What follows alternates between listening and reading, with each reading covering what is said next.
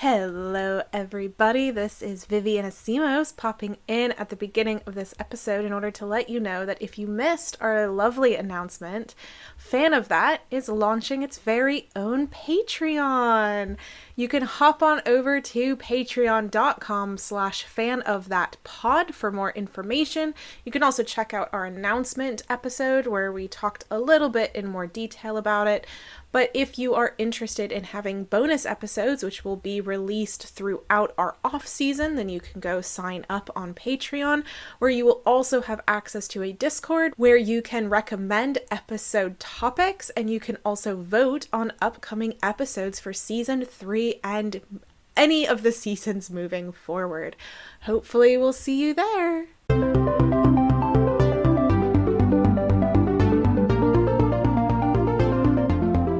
Hello and welcome to I'm a Fan of That, the podcast about all things fandom, told through the objects that we love, admire, and are slightly worried about. My name is Holly Swinyard. I am a pop culture journalist and writer. I am Vivian Asimos, and I'm a pop anthropologist. And today I have an item. Oh. Shocking for this podcast, really, that we actually have a physical thing, but I do. It's real, and I've owned it for some time.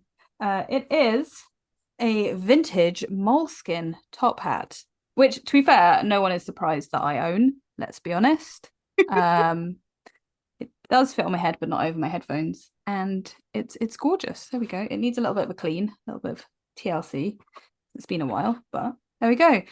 And why on earth have I got a top hat? Because honestly, it could be anything with me. But no, the reason I have it is because we are going to talk about the queer icon and legend that is the Babadook. Babadook, dook. I actually have to say that while this is technically a me episode, I don't know the Babadook specifically very well, because what I actually wanted to talk about was monstrosity and queerness and how these two things have linked together, the monster and the idea of the queer storyline. And the Babadook, being a bi icon, as we well know, seemed the perfect choice for that. Yeah, we were discussing I have only ever episodes, yeah, exactly. And Holly was like, "Oh, I'd love to talk about something like this." I was like, "Oh, I'll just do the Babadook."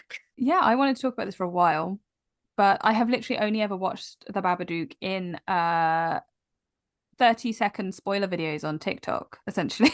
You know, the ones where they explain the plot of a horror movie to you. Yeah, I've seen the Babadook done like that a few times, which is quite entertaining because you get a slightly different take on it depending on how somebody tells you the story. But I know that the idea, the general premise of the film actually has absolutely nothing to do with the fact that people see the Babadook as a queer icon. That is an internet meme. It's an internet meme because of Netflix. So Netflix, when they got the Babadook, they don't have it anymore, but they had it for a small amount of time. And they had categorized it as an LGBT film for some reason. And it was just a mistake of when they uploaded, basically, and they corrected it, but not before people totally grabbed onto it and thought it was so funny. And then it became this huge meme. It's the B. And actually, it is the top hat that people kind of, the way that the Babadook is dressed in this big overcoat and a top hat, of being like, oh, of course the Babadook is queer. Look at the way he's dressed. He's a Tumblr sexy man. Yeah, there was I saw one comment that said something about like, oh, you mean the strange man in a top hat that hides in a closet? That you're saying that's not queer? Like, well, this is it. And I think actually, even though it was accidental, and while I will allow you to talk about themes of the film because I'm sure you'll be better at it than me, there are so many themes around monsters and monstrosity and otherness that are to do with queer culture and, well, queerness and queer representation. And it's something we briefly touched on in the Cthulhu episode, and I actually wanted to come back to. It's hence why I didn't necessarily go into it as much depth as I could have in that episode. I'm sure there were people who were going, why hasn't Ollie gone off on one on this? They absolutely will do. I will, in an entire episode of its own. If you haven't noticed by this point in the season 2 seems to be a queer themed season. What? I'm shocked. And season 3 will be as well, because I'm here and that's what I'm going to talk about. But no, there's definitely crossing point, should we say? Parallel storylines? I don't know. They definitely work together. The idea of otherness and queerness, and otherness is often, if not almost entirely throughout our current history, represented through monsters. Could reference so many at this point. about the unknown, about somebody being different. Vampires are the most obvious one, but then you also have werewolves, the sudden change.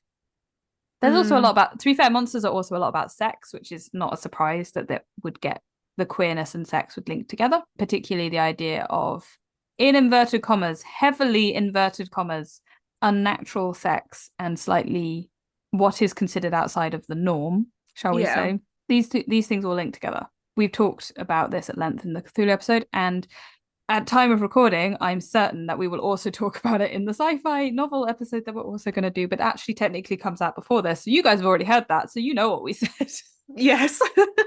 But we're not recording in order this series because why would we do that? But yeah, so I think in that Cthulhu episode, I was talking briefly about one of the monster theses sketched out by Jeffrey Cohen as being the monster as a harbinger of categorical crisis. And I kind of lightly touched on that in relation to queerness, but I think it's the best example of it in the sense that we have these kind of boxes and queer people don't fit into the boxes. And like most things in our cultures that don't fit into the boxes, we monstercize them. And so the others that don't fit become the monsters that we see. And so that's kind of what happens. And there's a really amazing article that I'll link down by Susan Stryker that was all about, it was more about Frankenstein. So again, I might have already talked about this. It's an article about Frankenstein as a monster that represents trans rage and transness in general and the trans experience, but also how that feels and the way that you react to society and all this kind of stuff. And it's a beautiful article, but I think it's also one that is repeated frequently in monster studies whenever you talk about monsters and queerness, because it is like the epitome of exactly what it is that we're talking about. Exactly. And I think there is something as well to be said about the idea of the monster removing the power of the situation. It's I've talked about Dracula a billion times, but I would love to talk about the fact that Bram Stoker, as far as we know, and obviously he is a dead person from the past, so we cannot necessarily put labels onto him, seemingly was closeted homosexual and maybe never ever really wanted to acknowledge that part of himself. We don't know. He, it's a difficult thing to say. But quite a lot of the opening of Dracula, the section before you get to Mina and Lucy's letters, and afterwards, in fact, but most of Jonathan Harker's time in the castle reads as almost like a gothic romance. The big scary man has come and imprisoned me against my will and takes me away from the horrid sexy ladies who want to, but he looks after me and he protects me because I'm special. That is how the opening of that book reads. As a closeted homosexual, I am not surprised, but he is handing his sexuality and his idea of, or Jonathan will use as the self-insert character here, idea of like, he doesn't want this. He doesn't want to be here, doesn't want to be Dracula's, but Dracula is there and making these things happen. And it's that same idea of things like bodice rippers, of you're allowed to explore an idea of in a sexual way without guilt because it's been taken away from you. You're not giving in to the big brutish man. He's ripping your bodice off and taking you, but you like it. It's a way of exploring sexuality that you might not be able to express safely because you're doing it through a way that it doesn't feel guilty to you because you didn't ask for it. You didn't choose to be this. This isn't your choice. You're here. And I think that is another way that the monster gets used around queer narratives, that the monster represents a way of exploring queerness in yourself in a guilt-free way because it's not you, it's something else, it is other. So while you might identify with the other, it's still no, but you holding it at arm's length a little bit. And I think that particularly again in like historical canon for a lot of people, and still now, it's difficult to explore queerness. We live in a society that it's not friendly around it, as we well know, and it's still very difficult to see queer narratives and queer romance represented beyond anything other than coming out stories or horrifically tragic. They're very, very few and far between, despite, they are coming, but there's not loads of them, not compared to straight romances. And there's even less stories about trans people. And so actually being able to have these conversations and talk about it in an allegoric form is really important. It is a shame that has to be framed in, I guess monsters are seen in a negative light. And again, that is something that's changing. But I think it's interesting that that's how people have chosen to explore it. And I would absolutely put myself in that category. I have definitely chosen to explore it through those things when I was at university and all that kind of stuff in my writing. Never read that stuff. It's terrible, but like, you know, it's a very interesting way of looking at it, to see it not only as the other being you, but also the other being something that you can kind of have guilt-free and not feel shame about this idea that you want to explore in a world that wants to shame you for it. This is actually a really good crossing over point with the Babadook, because as much as, like we were saying, the Babadook isn't an LGBT film in a traditional sense. It's not. I had to think about it for a second, but it's not. It was kind of a mistake on that part. It is a film that is primarily about grief and trauma, and it's also about motherhood. There's only really there's several characters, but there's really only two throughout the whole film. Like the other people come in every so often, but they kind of represent this outside, and it's really only just this woman and her child, and that's the film, is this relationship between the two of them and how tense it is. And a lot of it comes down to aspects of what it is supposed to be for a woman. And I think this is where we can actually see crossover with queerness, because even though the character isn't queer, it represents an ideology of what the perfect woman is supposed to be, and that she doesn't fit that. And it's in relation to motherhood, where we have this idea in society that mothers are supposed to be constantly maternal and constantly caring and very selfless in giving of self all the time. And it's not the reality of the situation. There are some women who just are not maternal in general. There are some who struggle to be maternal but can at times. And also that constantly giving of the self just isn't mentally okay for women to be doing constantly, and yet it is expected of women constantly. And it's a conversation about that, which I think it's a very tricky thing to pull off, because society still really holds these dear. And when you do start talking about women not always being maternal and stuff, even some women will kind of get defensive and attacky of, well, I really love children. It's like, great, that's great for you. Yeah. And I mean, like, I think that actually draws us back to Frankenstein, and the idea of Frankenstein being seen as a trans analogy, when it is also very clearly a analogy for womanhood and the place in the world and all that kind of stuff. And the way that Frankenstein is a lot of analogies at once, let's be fair. Like, Mary Shelley is going through a lot of stuff in that book. But there's a lot to do with woman and what that means, particularly if you read the version that has the Vindication of the Rights of Women at the beginning of it by Mary Wollstonecraft, who is Mary Shelley's mother. It's a very interesting read to read the two back to back. And so I do think that a lot of things where we talk about analogies to do with women and ways of talking about womanhood and motherhood and all that kind of stuff bat up quite closely against queer experiences. Well, yeah, because basically, and me and you have talked about this often, and we will talk about it on pod now, which is that despite what some TERFs like to think, to be a feminist is to ultimately understand how trans lives exist and how they function, because essentially to be somebody who says, well, women should be allowed all these things, and you talk about gender and how to define a woman, well, you can't.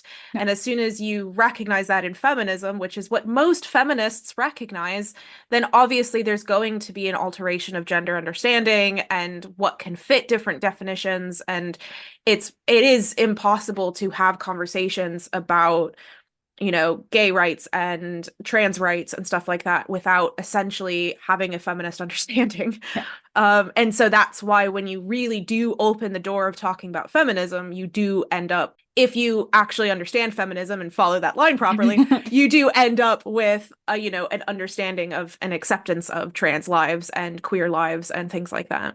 Exactly. And I think it's very telling that something like Frankenstein is so representative of trans people, because I mean, literally, I have had top surgery. I have gone and changed my body and done things which you know, I can look at my scars and be like, I'm a Frankenstein now, which is, I know it's the name of the doctor, not the name of the monster. Don't come at me. But you know, it's kind of funny because it's, to me, that's quite interesting that I have actively gone and made changes to myself as a trans person. That is something, whereas a woman maybe giving birth or whatever will see a different narrative in that and see a different relationship, particularly if you've maybe had a cesarean or something like that. There are complications around childbirth and motherhood that are very interesting. And I think it is telling that things like the Babadook, which, accidental or not, is seen as part of this queer narrative now, also are narratives about womanhood. We've talked about this before with like things like Terry Pratchett and stuff like that, where the two get interwoven with each other because you can't talk about gender in one regard and not talk about it in another. You know, Exactly, because in order to really delve into feminism, you explain how gender is a social construct, and therefore, yeah, you know, it's gonna get all tied together. exactly. But if we're talking about monsters as queer ideas, I want to talk about The Shape of Water.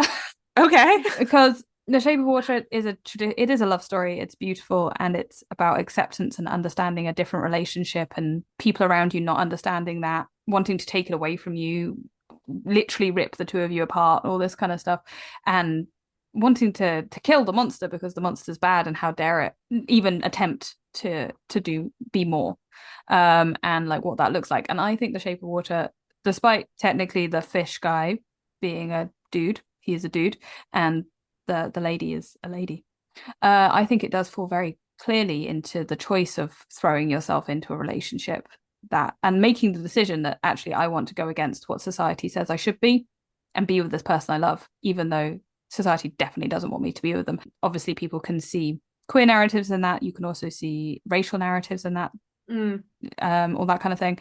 And it's a very interesting take. I also think it's a wonderful choice to have her be somebody who doesn't necessarily fit into society. She's disabled, she's deaf. Her friends are also people who aren't necessarily, you know, they're sort of misfit type characters. They're not necessarily the people who want to harm the creature are the ones who are the establishment, and those who want to help her are not. And I think as a film, it very much shows that idea of who's going to support, where the support comes from, how you look for it. It's a wonderful, beautiful film. I'm glad it got an Oscar, but it also is very strange that the monster fucker film got an Oscar.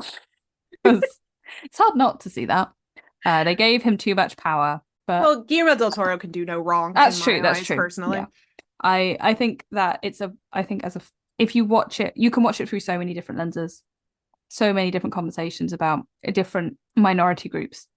But to me, when I watched it, it felt very much like a queer storyline that was being represented, because that's obviously what I'm going to see as a queer person. So everyone's interpretations are valid, even though it's just a film about wanting to have sex with a monster. That's still fine. But I do think that when we use the monster and make it beautiful, we take the monstrous.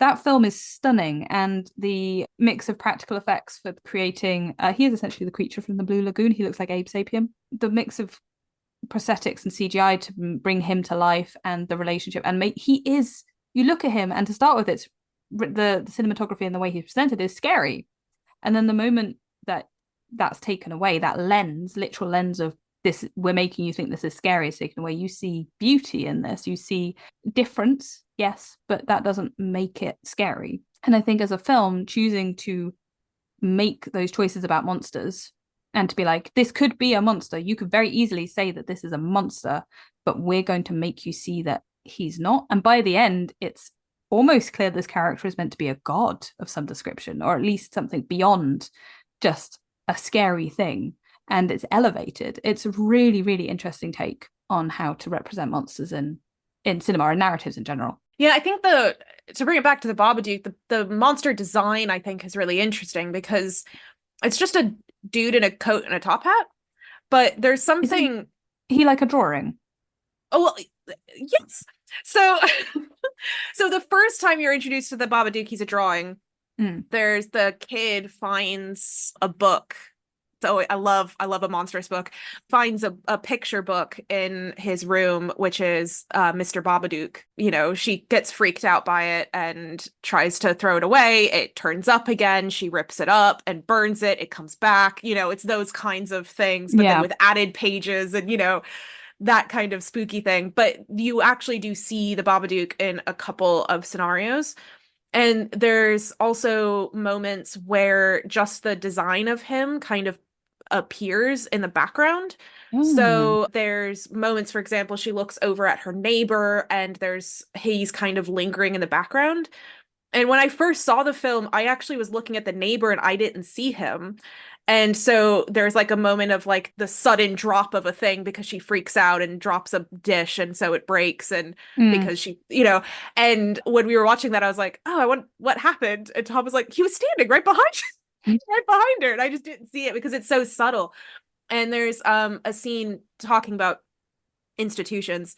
In the film, institutions are very not helpful and kind of a source of a lot of worry and tension and fear for a lot of reasons because we learn that institutions can never help us, especially when we're women. Yeah. So she goes to the police and oh my god, it's one of those scenes that I wish I could play to every man and be like, this is what it is to be a woman when you go to the police, because she goes to the police and says, "I'm someone stalking me," and they all kind of laugh at her and are like, "Yeah, I'm sure," kind of a thing. Because we're Yeah. not believed, we're not, so it's a lot Yeah. of that struggle. But when she's there, the one of the police officers like dunk down to like grab something, and she sees in the background there's a top hat resting on a coat hook I've just seen with the a picture. I was coat. Googling it. Yes, it's such an amazing like small moment of it is just stuff hanging on a wall, but it's the Yeah. Babadook. And Yeah.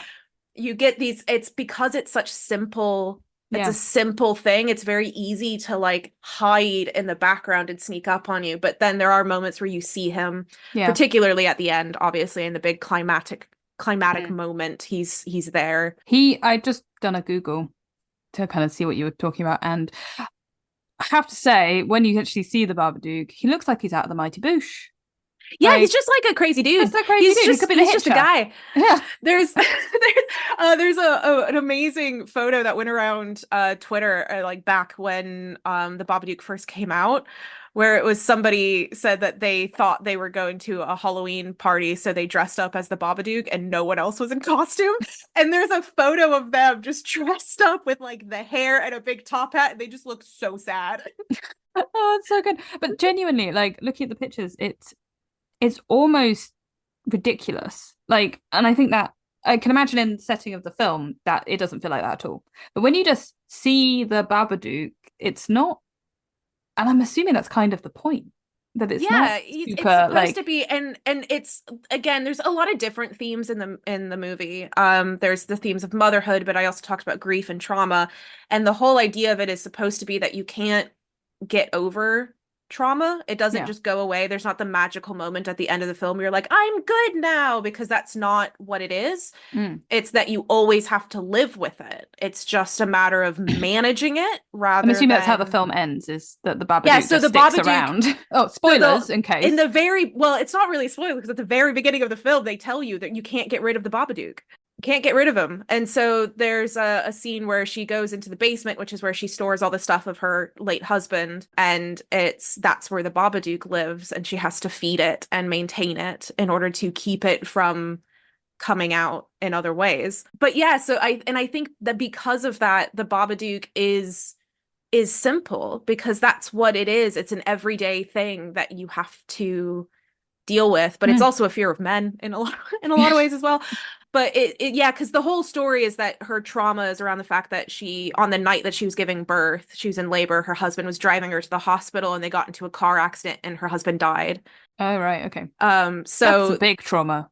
it's a big trauma, and you see like there multiple times in the film she has like a flashback to that moment where she saw her husband die. And so it's really traumatic, and obviously that really affects her relationship with her son Of because her course. son was born that same day, Yeah. and it was because of him that they were driving, obviously, which again, it's not the kid's fault, but No. it's that wears on your mind. And it really is her dealing with her own issues of grief, but also her ambivalence towards motherhood.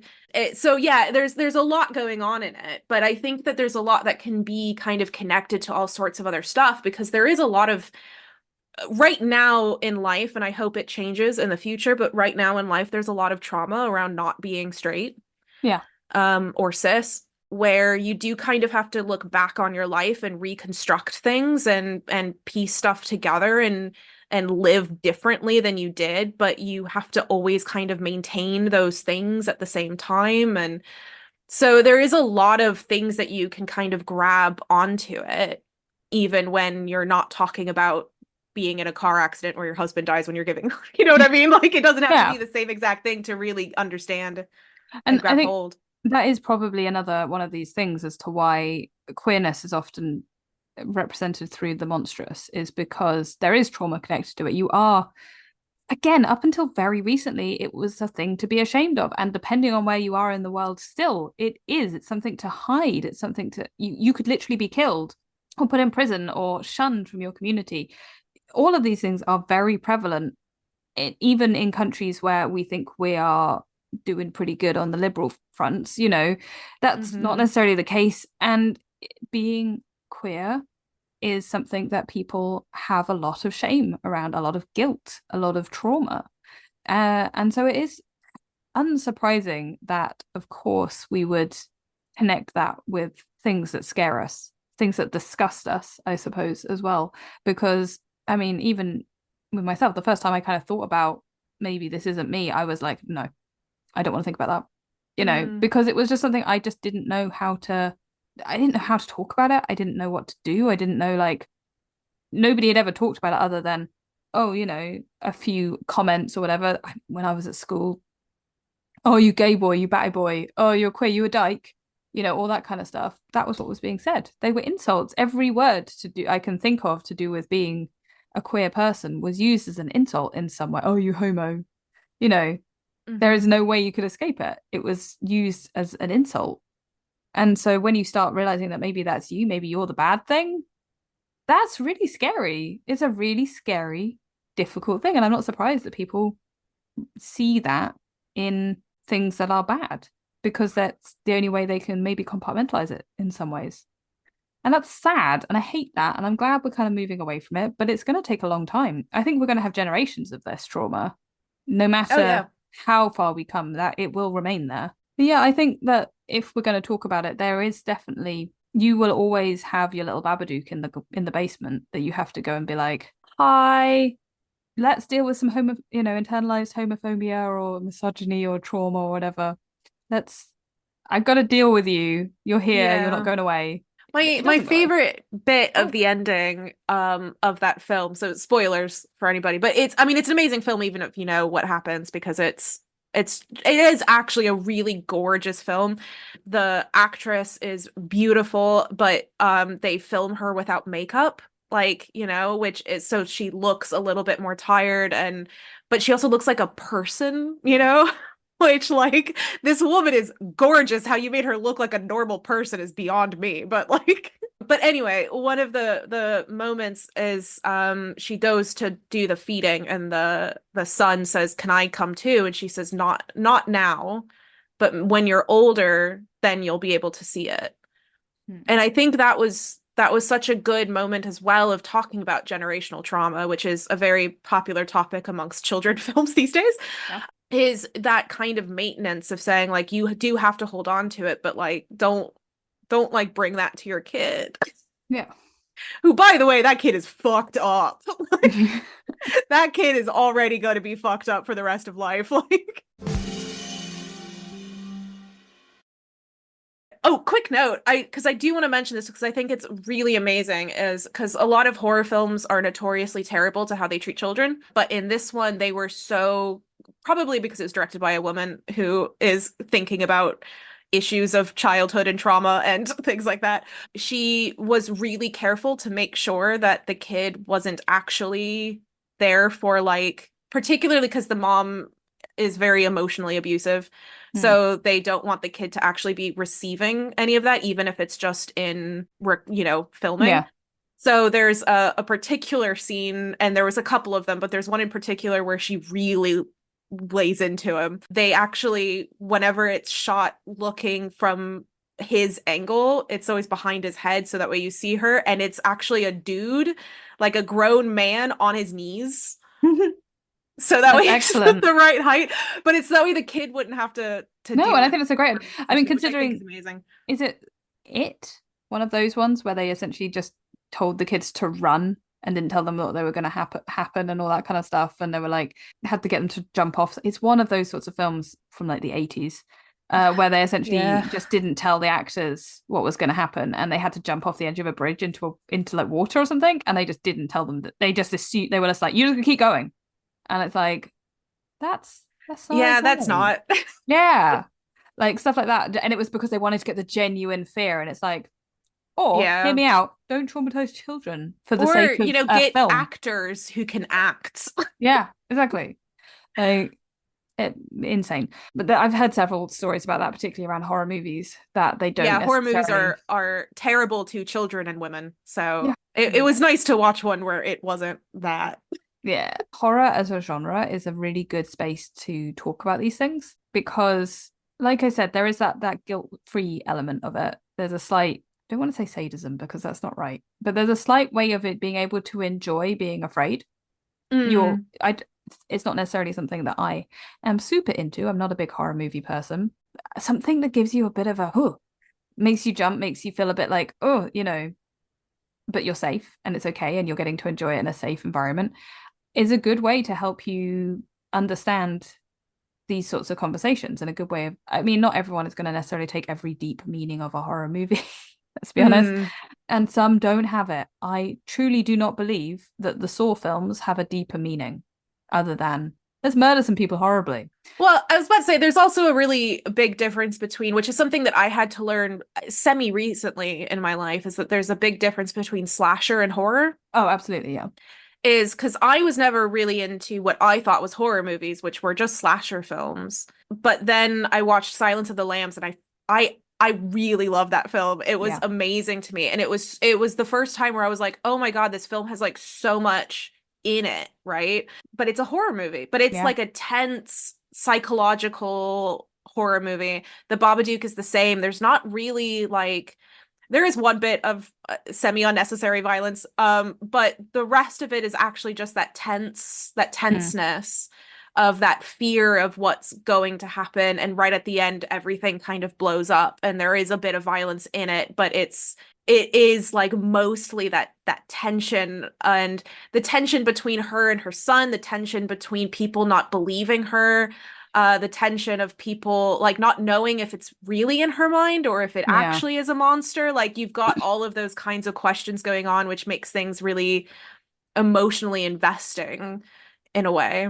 I mean, if we're going to talk about Silence of the Lambs, I think we have to talk about the Hannibal TV series, the queerest piece of media I have watched. It, my goodness, the retelling of the Hannibal sort of story through that show, which I'm going to put spoilers on this, and if you haven't watched it, it's like 2016, guys. Like, come on.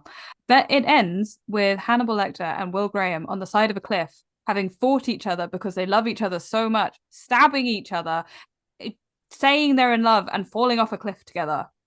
It's the most ludicrously like homoerotic thing I've ever seen. And it's so ridiculous. And I mean, series 3 has some issues. The beginning of series 3 is not good. And the end of series 3 is amazing.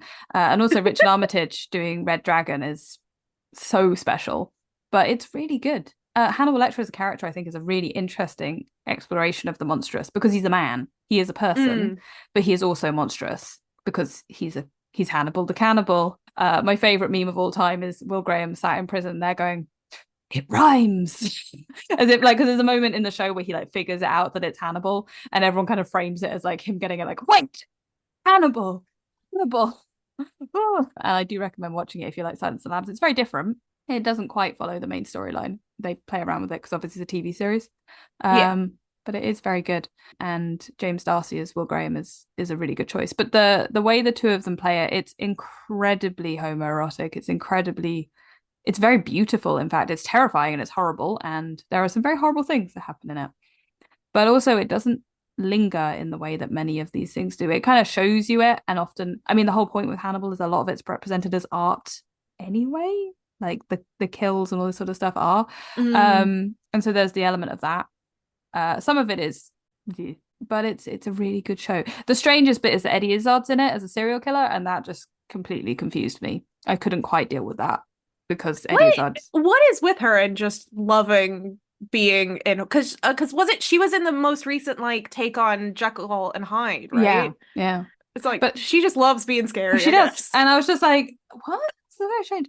And it's also so it's pre her coming out as well, so it's a very Mm, an interesting watch going back to it. But I would definitely recommend it if you want to look at how queerness and the monstrous get run side by side with each other. Yeah, Hannibal does that. It really, really yeah. does that. Um, there's a whole thing about and like there's a whole thing about motherhood in it as well, and like one children and family. It's a really interesting look at how queerness twisting these ideas of the nuclear family and straight romance or like or straight society, I suppose. It's fascinating. There's been some really good essays on it. It's also got a stupid amount of very beautiful fan art. And also, side note, my partner is a big Hannibal fan and went to one of the Hannibal conventions in the UK and smoked weed with Mads Mikkelsen outside the convention. So he's a chill dude. Probably shouldn't say that on a podcast, but there you go. That's the story I've been told. Allegedly. Allegedly, this happened. It's there are so many points that horror, not slasher, does crossover with. Yeah, I think it's one of those I must just be drawn to genres and mediums that people disrespect because I think, I as I said, I was kind of relatively new to horror and I've just really, really loved it. But I think it's one of those that does get that kind of bad rap of it's just kind of cheap thrills and stuff like that. You can't really have deep, meaningful narratives in horror, which I would is like to just point so people untrue. towards Hellraiser. Please, what Hellraiser is the most deep and meaningful lore of anything I've ever seen, and it's fucking horrific. I cannot watch those films, but the lore is astonishing, and what it There's means is the meaning in it, and the exploration of sadomasochism and queerness and sex and gender and all of these things in that. It's astonishing. It's there's also an horrific. amazing podcast that I occasionally listen to called Too Scary Didn't Watch, Yeah. which is an amazing podcast where one of them watches a horror film and the other two don't because they don't like horror films, and they recap it. And it's amazing. It's really good for if you love to know more about what's going on in horror films, but you don't want to actually sit through a horror film. That's why I watch the quick recaps on TikTok. Like, tell me what this was about. I don't want to Because watch it. it really is. It's a very good podcast. I highly recommend. I think some people, it's quite interesting because some people, horror is fascinating. You've got some of it that is really good, the Babadook, all this really brilliant allegories for these ideas and all this sort of stuff. Some of it, which is clearly someone has a fetish and just wants to make a movie about that. Mm-mm. And it's not particularly done well. It's really, really obvious. Like Hellraiser is clearly about fetishes, but it works. Other things, not so much. I can think of a few off the top of my head. I think it's called Dog. That one, yeah, no. Just you just have a fetish about pet play. Just that's fine. But like then there are other ones which are essentially just the cheap thrills, right? Like film. I can think of things like I don't know, things like The Hills Have Eyes, which is a comedy more than anything else, but I still don't like it. It's still not very nice to watch. But there's a lot of films like that which are essentially just to scare you for the sake of scaring you. Or Mm. like I talk about Saw. I think the first one, which I'm saying this as somebody who's never really watched these films, they're not my thing. But the first one, as far as I can tell, is actually a decent, good movie that is trying to do something different and was trying to have a Well, conversation yeah, about because these I think things. at its heart is supposed to be also conversations about justice Yeah. and the law and what counts as something that is a crime versus what Yeah. isn't, and those kinds of complicated Yeah. discussions, which is interesting. Except by the time you get to Source 10, that Yeah. entire thing has gone out the window because nobody's there for that. So the first film might be having that conversation. I think it's a film I want to say called Prison, something like that, where it's the idea they have got all these different floors and the lift that comes through with food on it, and you're meant to, if you're down the bottom, you won't get any food because everyone else will have taken it. And essentially, some of the prisoners try to figure out how to fix this problem and how to sort of make it fair, make it just, and it's a whole conversation about the justice system. That's an interesting conversation. If they made 10 of that conversation would be gone. Yeah, it's like it's going to, like the Babadook is great because it's one film. If they started trying to make multiples of them, it would just kind of start. And I think there's also a place for just ghost stories and things like that. I don't think necessarily the Amityville Horror is trying to say anything.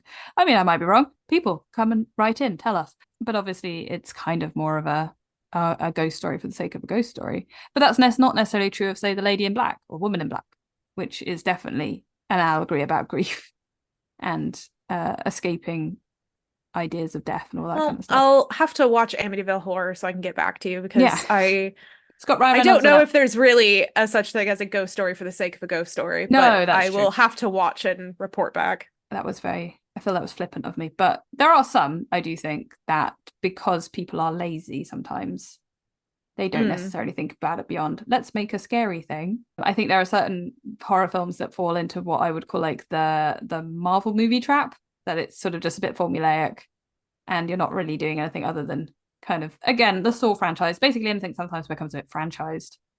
It stops being able to tell a story, I think. But yeah, I would really like to see these kinds of allegories used in as well in different genres, because I don't necessarily know how well the story of the monstrous moves across into other genres as much. Anyway, it's definitely been done well. I mean, you obviously get it in urban fantasy. I think most urban fantasies have allegories for otherness in relation to their supernatural creatures, which may or may not be defined as monster depending on who you're talking about. Like, there is a certain point where you have to wonder, are vampires and werewolves still the monsters that they used to be in the way that pop culture has kind of taken them? So it's depending on how you deal with it. But like the recent Wednesday, for example, there's a lot of conversations around queerness in regards to werewolves. Yeah. With the other main character, her roommate, because there was even werewolf conversion. They were roommates. There was a werewolf conversion camp or something. Like it was very much like following the idea of the way that like there are those conversion camps for gay kids and stuff. So it was, and the person reacted very negatively, being like, "Mom, don't you know that these places are terrible?" Like, so it's obviously trying to have that conversation. I don't know if it was as successful as some other things that I've seen, but I don't know if it was not really particularly trying to be creative or new with it. It was just kind of, hey, this would be a fun take on the discussions only within this one character in regards to being a werewolf, Like, off the top of my head, I'm thinking about the Voyage of the Dawn Treader, with Eustace being turned into the dragon and that whole scenario. And I know the Voyage of Dawn Treader is essentially short stories within a larger story. It left a mark on me, that bit. Like, it really does. The idea of him having to learn, the punishment that's, brought upon him because of his behavior and all that kind of stuff, and how he is turned back through learning how to be a different or better person or whatever. I think it's a really interesting way of looking at it. Very different allegory. I do think that, meaning to or not, there is an allegory for queerness in a lot of the Narnia books. There's a lot of conversation around that. We won't talk about Susan because I don't want to go down that path. But that one particularly, I think, strikes me as one that was successful in fantasy for children as a way of talking about the monstrous and these conversations. And that was written in, I want to say, the 40s of no, probably be 30s.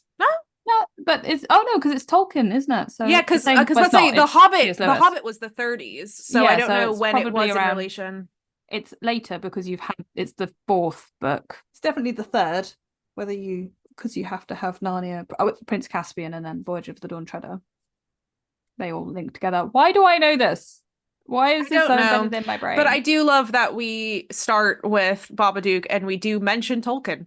Yeah, because got to get in there somewhere. I mean, I know that C.S. Lewis wrote Narnia. I don't think Tolkien wrote Narnia. Yes, I know. We were talking about timelines, and so we mentioned Tolkien. But yeah, it's really interesting. I would love to see more queer narratives like this with the monstrous discussed. I think The Shape of Water does it. Like I've said this already, it does it excellently. And I don't necessarily think The Shape of Water is a horror movie. I think The Shape of Water uses horror structures and ideas to tell a love story. And I think that is different.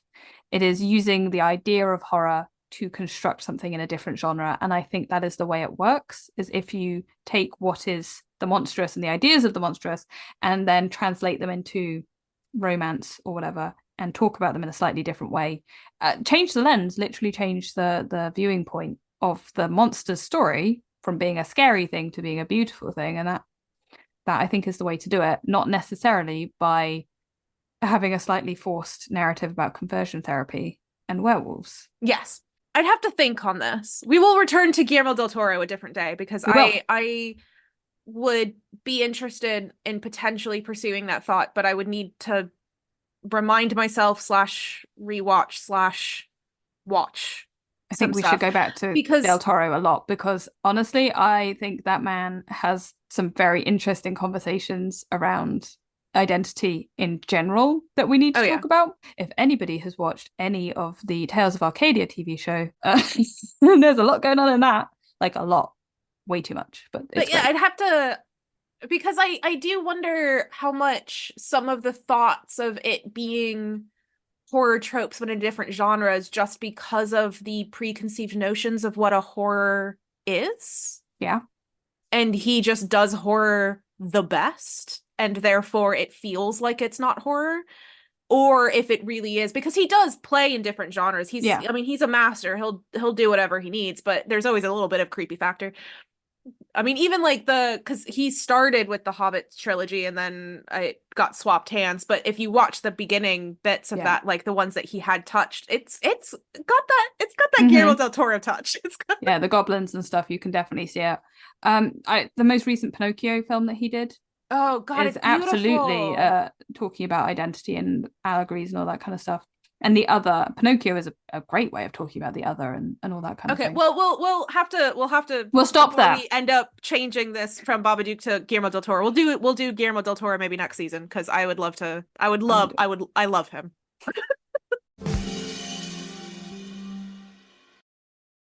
Thank you for listening very much and all that kind of jazz.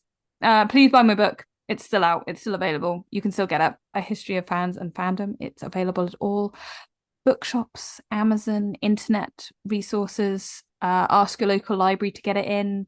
All those things, that would be great. I did a video essay. At this point, it would have been quite a few months ago, by the time you were listening to this, on the Babadook and monstrous motherhood. So if you are interested in more of that specific kind of angle, go watch that. It's one of my best performing video essays right now, which is both good and bad. My book is probably going to be available for pre-order at this point. If I'm right, go check it out. It's called Cosplay and the Dressing of Identity, published through Reaction Books, and that's Reaction with a K. Doing a little happy dance. Thank you so much for listening. We will be back in 2 weeks' time with a new episode that we've definitely recorded in the right order, I promise. So we definitely know what it is. I have been Holly Swinyard. Please buy my book. I have been Vivian Asimos. Bye-bye! Bye! Thank you for listening. Remember to like, review, and subscribe wherever you are listening to this podcast, and do give it a share. Tell your friends, family, fellow fans. Get the word out however you feel like you can. You can follow us on social media. Links are in the show notes, as well as some links to further reading for anyone who might be interested. Music for this episode was Nowhere Land by Kevin MacLeod, licensed under Creative Commons by Attribution 3.0. This episode was produced by Vivian Asimos and Holly Swinyard.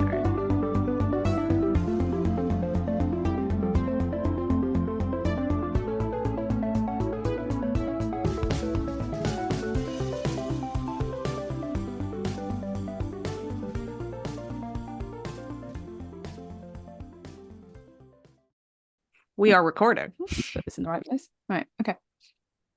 We're doing. Oh, I think that was just gonna be how you started. Hey, it's I'm a fan of that. I just realized I left my top hat in the other room.